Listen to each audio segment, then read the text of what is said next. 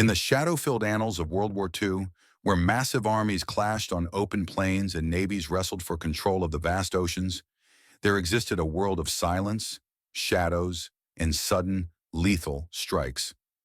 At the heart of this hidden theater was the Z Special Unit, an elite multinational reconnaissance and sabotage force that remains one of the most secretive chapters in Australian military history. While conventional soldiers marched under the weight of heavy packs and the pride of their national colors, the men of Z Unit operated in a realm where a uniform was a liability and a name was a death warrant. Formed in 1942 under the umbrella of the Services Reconnaissance Department, SRD, Z Special Unit was an eclectic gathering of specialists, Australians, British, New Zealanders, and Dutch, as well as local volunteers from occupied territories. They were the ghosts without uniforms. Their training was as brutal as it was unconventional, taking place in isolated camps across the rugged Australian coast.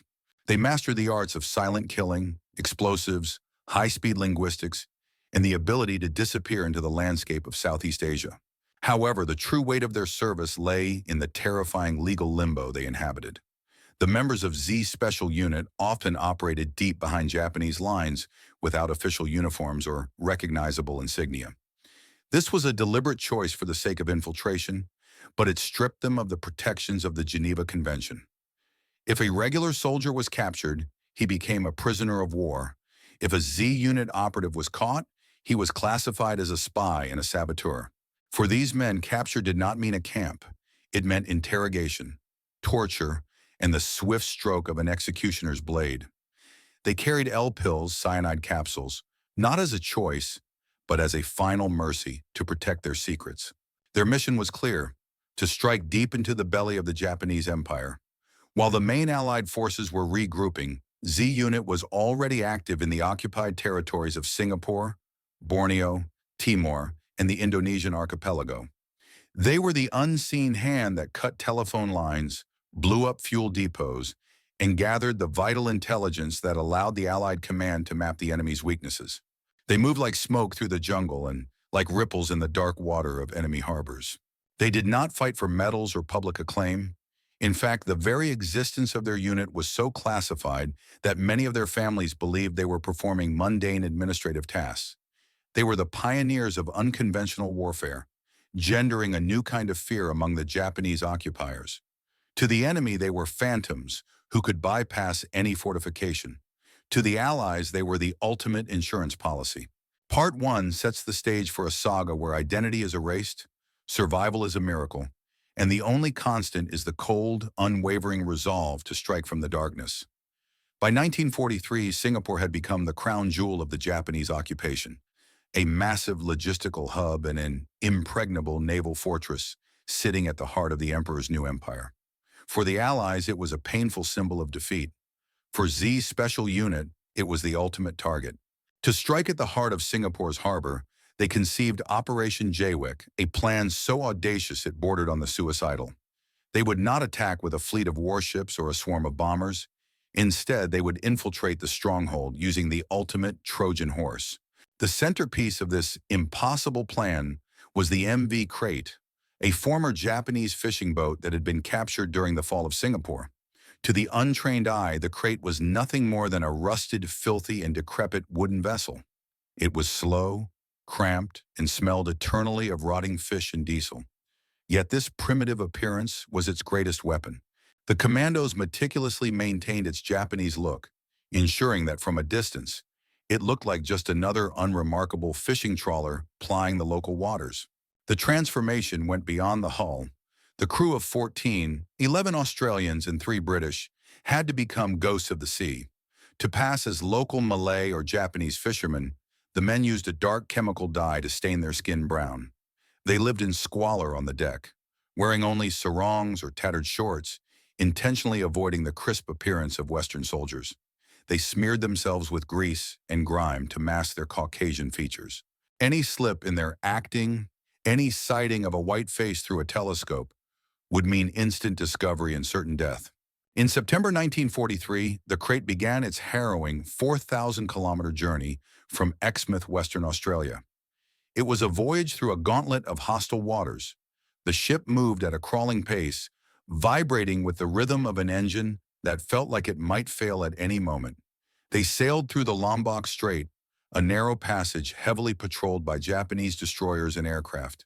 On multiple occasions, Japanese planes buzzed low over the Strait. The men stayed perfectly still on deck, mimicking the lethargic movements of fishermen, their hearts pounding against their ribs as they looked up at the rising sun insignia. The contrast was staggering. A rickety, tattered wooden boat carrying a handful of men was sneaking into the lion's den to challenge the might of the Imperial Japanese Navy. They were thousands of miles from any hope of rescue, sailing under a false flag in a vessel that felt like a floating coffin. But beneath the filth and the dye, these men were carrying the most advanced limpet minds of the era and a resolve that was harder than the steel ships they intended to sink. Operation Jaywick wasn't just a mission. It was a 4,000-kilometer walk on a tightrope over an abyss. As the MV Krayat reached the vicinity of the Rio archipelago, just south of Singapore, the mission entered its most perilous phase. The Trojan horse had done its job, carrying the team through thousands of miles of enemy-controlled seas, but the Krayat was too large to enter the heavily guarded harbor itself. To bridge the final gap, the Commandos turned to a piece of equipment that seemed absurdly fragile against the backdrop of industrial warfare: the Hoon full boat. These were not sturdy assault boats. They were collapsible canoes consisting of a skeletal wooden frame wrapped in a thin layer of rubberized canvas. In the hierarchy of naval power, they were the absolute lowest rung, yet they were the only vessels silent enough to bypass the Japanese sonar and visual lookouts. 6 men divided into 3 canoes were dropped off at a hidden base on a small island. From there, they began a grueling 3-night paddle toward the heart of the Japanese Empire. The infiltration was a test of supreme physical and mental endurance. The Commandos had to navigate the Singapore Strait, one of the most treacherous waterways in the world, characterized by unpredictable, ripping currents that threatened to sweep their flimsy craft out to sea. Under the cloak of a moonless night, they paddled through waters infested with sharks and sea snakes, their muscles screaming with fatigue. Every splash of an oar felt like a thunderclap in the oppressive silence. They moved only in the dark, hiding their canoes under mangrove roots during the day, sweating under the tropical sun, while Japanese patrol boats passed mere meters away. On the night of September 26, 1943, the 3 canoes glided into Singapore harbor. The scene was surreal. Massive Japanese cruisers and merchant ships loomed over them like steel cathedrals, their portholes glowing with light. The contrast was terrifying. 6 men in canvas and wood toys sitting in the shadow of tens of thousands of tons of lethal Japanese steel. They moved with absolute silence, utilizing the shadows of the hulls to avoid the sweep of searchlights. The Commandos reached their targets and slipped into the oily, dark water. Using magnetic limpet mines, they swam to the sterns of the ships. Working by touch in the murky depths, they scraped away barnacles to ensure a firm grip before attaching the explosives. Every metallic clink of the mine hitting the hull sent a jolt of adrenaline through their veins. One alert sentry, one well-placed spotlight, and they would be riddled with machine gun fire or crushed against the steel. After attaching the mines to 7 different vessels, the men slipped back into their full boats. They didn't celebrate. They crowed with everything they had left. They had to clear the harbor and reach their rendezvous point before the sun rose and the timers on the mines reached 0. They left as they had arrived, as ripples in the water, ghosts leaving a gift of fire for an enemy that didn't even know they were there. At approximately 5:00 a.m. on September 27, 1943, the heavy morning silence of Singapore Harbor was obliterated. A series of thunderous detonations ripped through the humid air, sending plumes of fire and oily black smoke towering into the dawn sky. One by one, 7 Japanese merchant ships and tankers, vital vessels for the Emperor's war machine, were torn open from below. The magnetic limpet mines, placed with surgical precision by the Z-Unit divers, had done their work. Nearly 37,000 tons of shipping were either resting on the harbor floor or burning fiercely, gutted by the sudden, violent ingress of the sea. The Japanese command was plunged into a state of absolute paralyzed panic. To the Imperial Japanese Army, Singapore was an impenetrable fortress, deep within their inner defense cone. The idea that an Allied strike force could have sailed across the ocean to attack their most secure port was dismissed as impossible. Because they had seen no planes in the sky and no submarines on their sonar, the Japanese secret police, the Kempeitai, jumped to a terrifying conclusion. The attack had to be an inside job. They believed a massive ring of local insurgents and stay-behind British agents had orchestrated the sabotage from within the city. The aftermath was a reign of terror known as the Double Tenth Incident. In their desperation to find the saboteurs, the Kempeitai launched a brutal crackdown on the civilian population. Hundreds were arrested, interrogated, and subjected to horrific torture as the Japanese searched for a phantom resistance that didn't exist. They were looking for spies in the streets of Singapore, never suspecting that the real perpetrators were already hundreds of miles away, chugging slowly southward on a tattered fishing boat. While Singapore burned, the MV Crate was making its getaway. The crew had watched the distant horizon glow with the fires they had started, a grim sense of satisfaction masking their exhaustion. The return journey was no less perilous than the arrival. They had to navigate the same narrow straits, now teeming with Japanese destroyers on high alert, looking for any sign of the raiders. Yet the Crate's disguise held. To the Japanese patrols, they were just another group of filthy fishermen in a rusted tub, heading away from the chaos. Operation Jaywick was a triumph of the highest order. Every single commando returned to Australia alive, having completed one of the most successful and daring special operations of the entire war. It provided a massive boost to Allied morale, proving that no Japanese stronghold was truly safe. However, this brilliant success carried a dark shadow. The success of Jaywick would eventually tempt the Allied command to try again, a decision that would lead to a very different and much more tragic ending in the waters of Singapore. Success in warfare is often a double-edged sword. The brilliant victory of Operation Jaywick convinced the Allied command that Singapore could be struck again. In late 1944, a second, more ambitious mission was launched, Operation Rimau. This time the stakes were higher, the technology was more advanced, and the group consisted of 23 elite commandos, including many veterans of the first raid. But while Jaywick had been bathed in the light of luck and perfect timing, Rimau was destined to descend into the deepest darkness. The mission utilized a captured junk named the Mustika, but the element of surprise, the most vital weapon of the Z Special Unit, was shattered early. Near the Rio archipelago, just a short distance from their target, the Mustika was intercepted by a Japanese patrol boat. A tense standoff ended in a violent firefight. The commandos managed to sink the patrol boat, but the invisible nature of the mission was gone. The alarm was raised, and the Japanese, still stinging from the humiliation of the Jaywick raid, responded with a massive, vengeful dragnet. The 23 men were forced to scuttle their ship and retreat to the surrounding islands. What followed was a weeks-long, desperate struggle for survival against thousands of Japanese troops. One by one, the commandos were hunted down. Some died in fierce skirmishes, choosing to fight to their last bullet rather than be taken. Others were captured as they tried to island hop back toward safety. Ultimately, 10 survivors were taken to the notorious Outram Road jail in Singapore. It was here, in the final chapters of Operation Rimau, that a profound silent note of history occurred.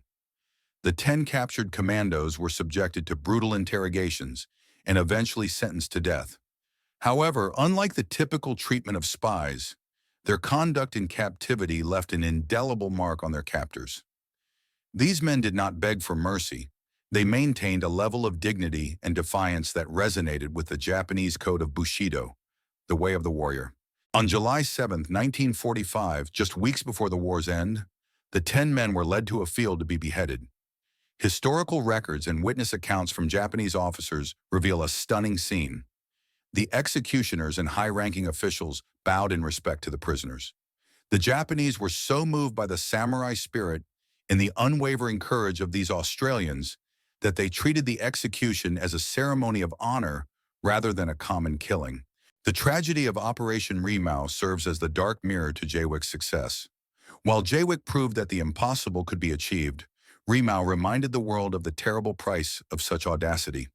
The 23 ghosts of Rimau vanished into the shadows of Singapore, but their sacrifice ensured that the legend of Z's Special Unit was written not just in fire and explosions, but in a level of bravery so absolute that even their enemies had to bow before it.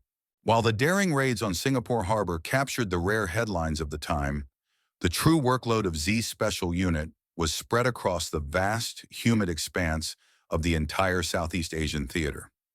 From the oil-rich jungles of Borneo to the jagged limestone peaks of Timor, the ghosts without uniforms operated as the ultimate force multipliers. Their presence was often felt but rarely seen. They were the architects of 1,000 small disasters that cumulatively paralyzed the Japanese occupation. One of their most significant contributions took place during Operation Summit in Borneo. While the world watched the massive Allied landings on the coast, Z-Unit operatives were already months ahead of the front lines. Dropped by parachute into the mountainous interior, these small teams made contact with the indigenous Dayak tribes, the legendary headhunters of Borneo. In a remarkable feat of cross-cultural diplomacy, the Z-Unit Commandos trained and armed thousands of Dayak warriors.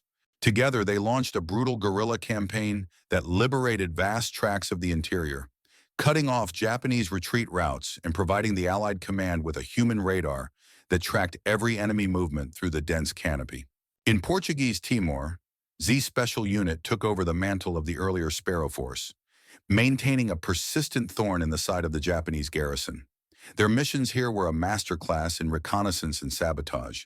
They operated in tiny cells, often living for months in the hills, surviving on meager rations provided by loyal locals.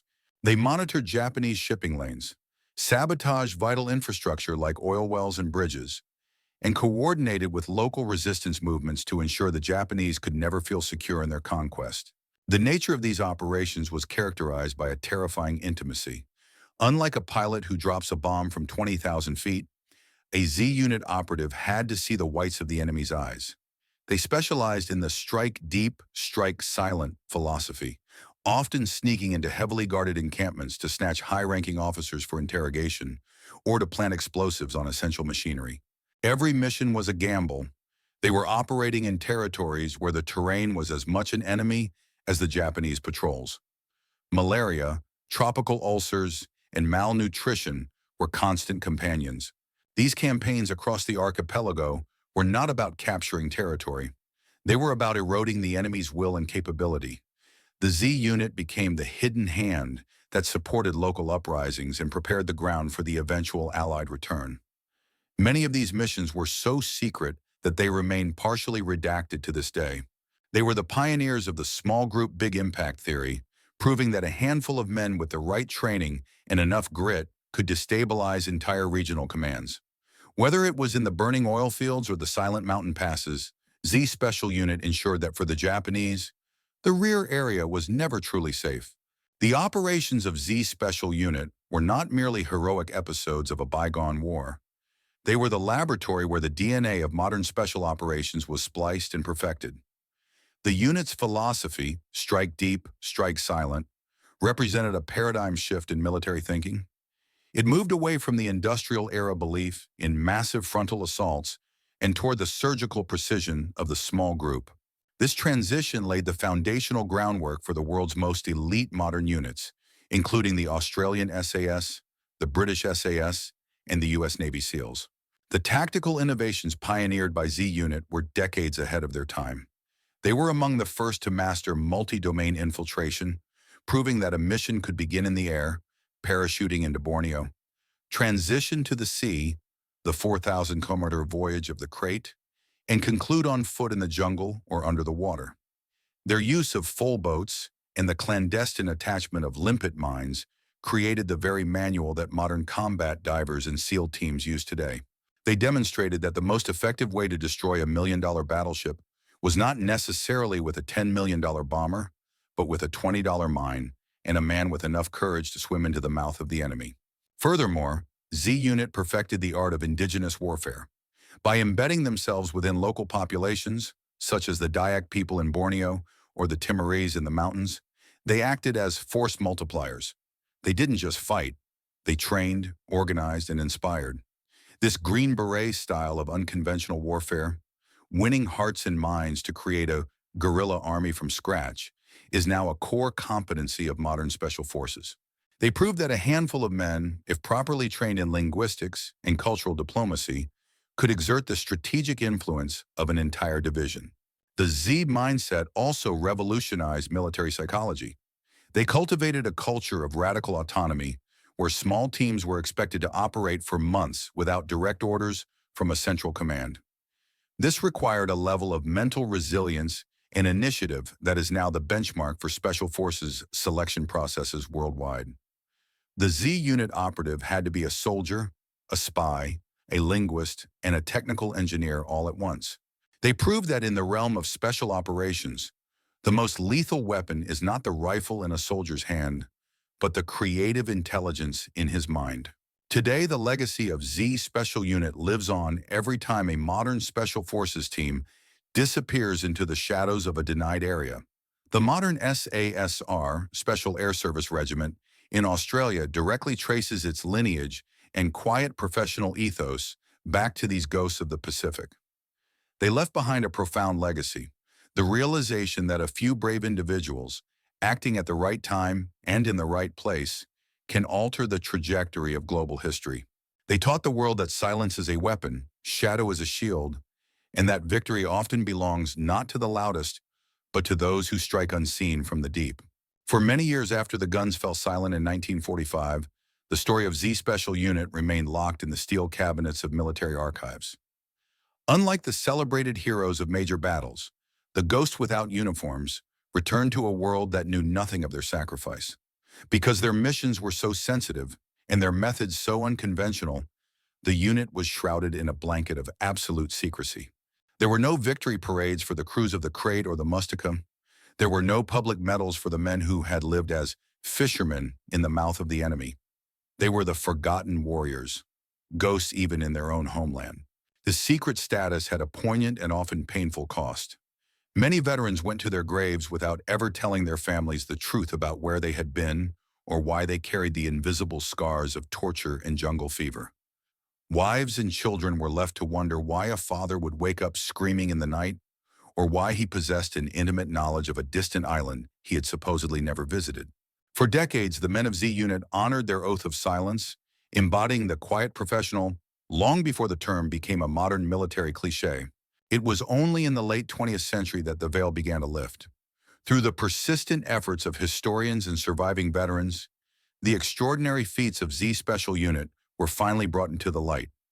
The late recognition came in the form of memorials, books, and the eventual public acknowledgement of their strategic impact on the Pacific War. Today, the MV Crate sits as a hallowed relic at the Australian National Maritime Museum, a humble wooden witness to a courage that once shook an empire. The spirit of Z Unit lives on, not just in museums, but in the marrow of today's Special Operations Commands. Every time a member of the Australian SASR or a commando unit departs on a mission without a name, they are walking in the footsteps of the Z Ghosts. The legacy of those 23 men of Operation Rimau, who stood tall before the executioner's sword, remains a sacred standard of bravery. They taught us that the highest form of service is not that which is performed for the camera or the history books, but that which is done in the darkness for a cause greater than oneself, with no promise of return or recognition. As we remember those who went into the darkness, we honor a specific kind of courage, the courage to be forgotten. The men of ZU Special Unit proved that the most powerful force in the world is the human spirit when it is fueled by an unbreakable resolve. They were the ones who volunteered for the missions that couldn't be done, and in doing so, they left a light that still guides those who serve in the shadows today. Though they were once the forgotten, their legend is now eternal, a reminder that while ghosts may have no uniform, they possess a soul that can never be extinguished.